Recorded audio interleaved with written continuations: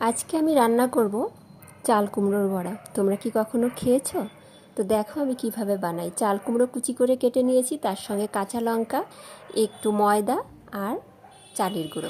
তার সঙ্গে দিয়ে দিচ্ছি একটুখানি জোয়ান। জোয়ানটা একটু ঘষে দেবে, জোয়ান দিলে গ্যাস অম্বল হয় না, তাই জন্য আমি জোয়ানটা দিলাম। এবার আমি একটু জল দিয়ে সুন্দর করে মেখে নিচ্ছি। বেশ একটু আঠালো টাইপের করে মেখে নিতে হবে। এর মধ্যে লবণ হলুদ পরিমাণ মতো দিয়ে দিলাম। এবার দেখো কত সুন্দর হয়ে গেছে। এবার তেল গরম হয়ে গেছে, তেলের মধ্যে বড়াগুলো দিয়ে দিচ্ছি। এবার উল্টে পাল্টে লাল লাল করে ভেজে তুলে নাও। আর খেতে যা দারুণ হয় না, আর কিচ্ছু লাগে না, শুধু ভাতের সঙ্গে এই দুটো চারটে ভাজা থাকলেই ব্যাস কমপ্লিট।